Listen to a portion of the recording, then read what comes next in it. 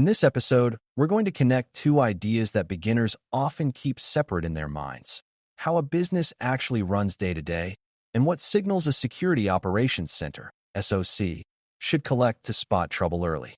When someone first hears the word telemetry, it can sound like a purely technical topic, as if the right answer is always to gather the most detailed logs possible from every device.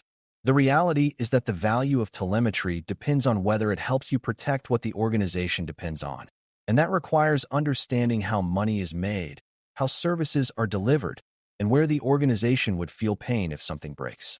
Business operations knowledge is not about being a finance expert or a manager, because it is about knowing what workflows keep the lights on and what systems and identities are essential to those workflows. Once you can link telemetry to the business story, you can choose signals that reduce uncertainty in the moments that matter, instead of collecting a mountain of data that is expensive, noisy, and hard to use. Before we continue, a quick note. This audio course is a companion to our course companion books. The first book is about the exam and provides detailed information on how to pass it best. The second book is a Kindle-only ebook that contains 1,000 flashcards that can be used on your mobile device or Kindle. Check them both out at cyber.author.me in the Bare Metal Study Guide series. The first step is to clarify what we mean by business operations knowledge, because it is not a vague concept, and it is not a fancy term meant to impress people. Business operations knowledge is the practical understanding of how work gets done, such as how customers place orders, how staff access systems, how approvals happen, and what dependencies exist between teams and services. It includes knowing which systems are customer-facing, which systems support internal productivity, and which systems hold sensitive information like payments, personal data, or proprietary designs. It also includes knowing what normal looks like, such as typical login patterns for staff, normal seasonal spikes in activity, and routine administrative changes that happen during maintenance windows. When you bring this knowledge into telemetry selection, you shift from collecting what is easy to collect to collecting what is meaningful to defend. That shift is central to effective monitoring because it keeps your attention on impact, not just on technical curiosity. Telemetry matters most when it answers questions that are hard to answer under pressure, and business knowledge helps you predict which questions will show up during an incident. For example, if a customer service workflow depends on a specific application and identity system, then a sudden login anomaly or permission change in those areas is more important than a minor warning on a less critical system. If a revenue-generating system must be available at all times, then telemetry about performance degradation, unusual spikes, or repeated failed access attempts becomes a security concern because it could signal abuse or disruption. If the business relies on vendors or partners, then telemetry around third-party access, remote connections, and account usage becomes essential because those pathways can be abused. Beginners sometimes believe security monitoring starts with attackers, but it often starts with understanding what the business cannot afford to lose. Once you know what matters, the telemetry you choose becomes more targeted, more defensible, and more likely to create useful alerts. A useful mental model is to think of telemetry as evidence you might need later, because that frames selection as preparation rather than collection for its own sake. Evidence needs to show who did what, where they did it, when it happened, and what changed as a result, and those questions align closely with business operations. Who often ties back to identities, roles, and access levels, which are defined by business processes like hiring, onboarding, and job responsibilities. What ties back to actions that affect business outcomes, like changes to pricing rules, updates to customer records, or configuration changes to services that support transactions. Where ties back to which systems or environments were involved, including whether activity touched production systems, customer data stores, or administrative consoles. When ties back to time, including whether the activity happened during a planned change window or at an unusual hour for the role involved.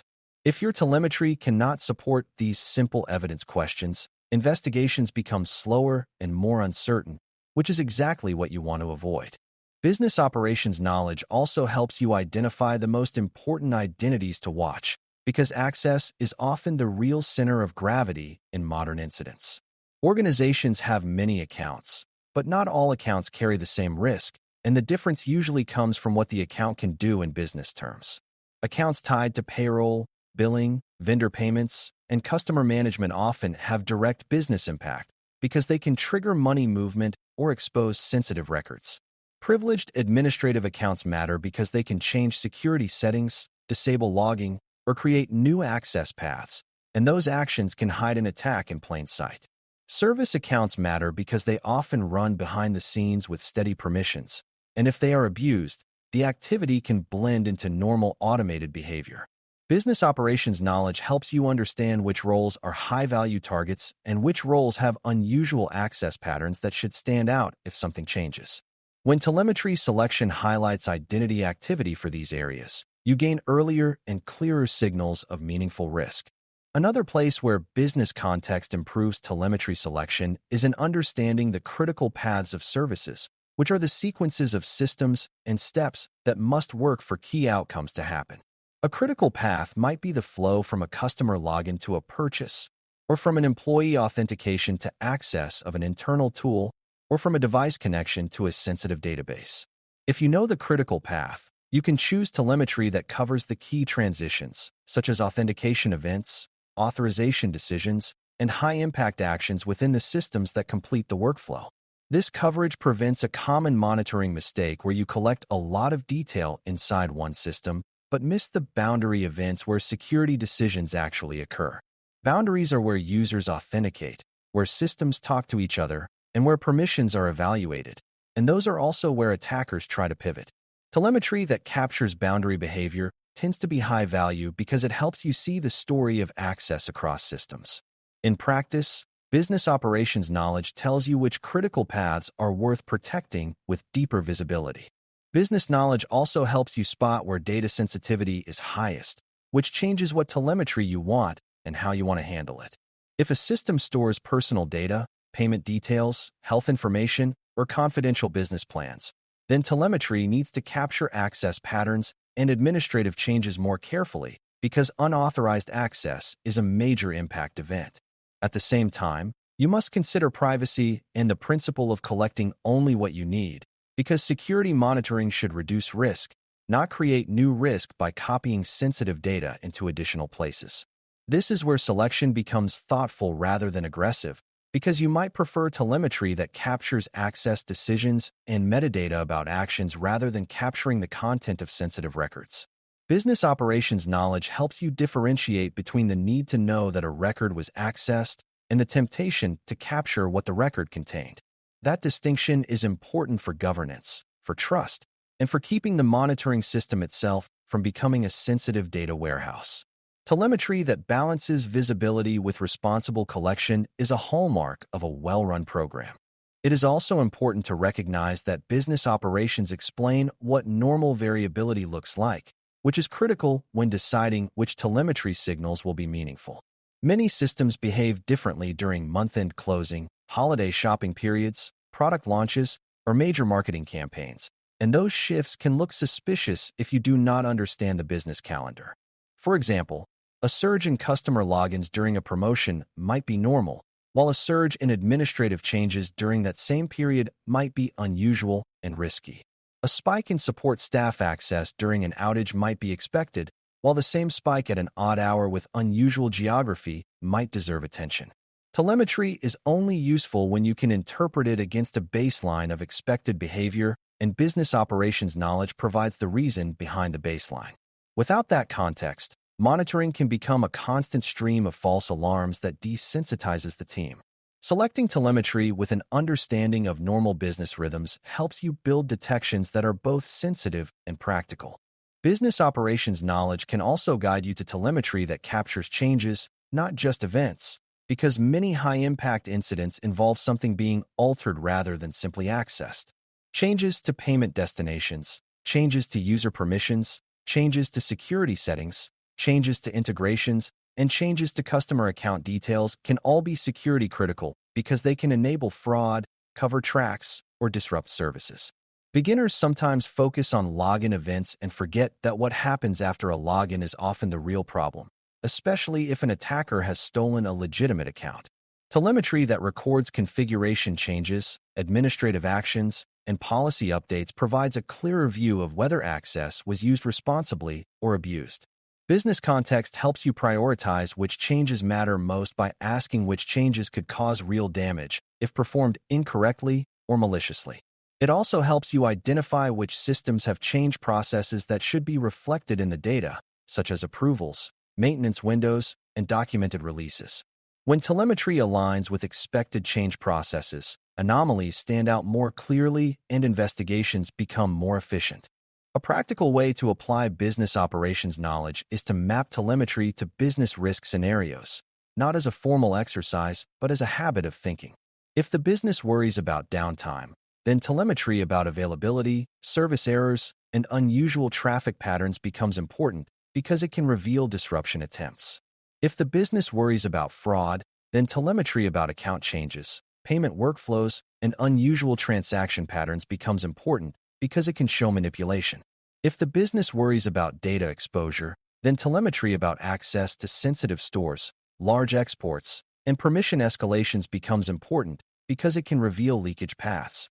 Each scenario points to a different set of signals, and the best collection plan includes at least a baseline for the most relevant scenarios. This is not about predicting every attack, but about collecting the evidence that would let you quickly confirm or deny the most damaging possibilities.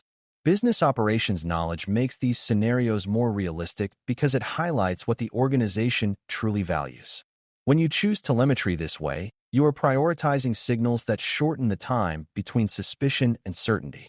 Another key idea is that telemetry should support triage, which is the early decision-making step where an analyst determines whether something needs urgent action or simple documentation.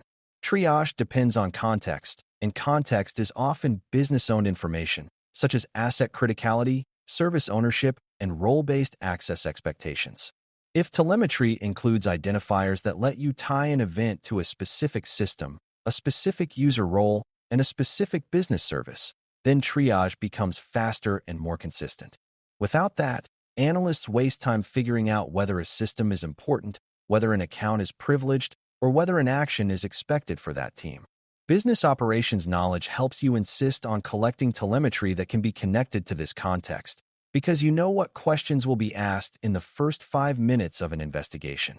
It also helps you recognize the difference between interesting technical anomalies and business-relevant anomalies that justify attention. In a well-designed monitoring program, telemetry is chosen not only for deep investigation, but also for quick sorting of what matters right now. That is how you keep the SOC focused and sustainable.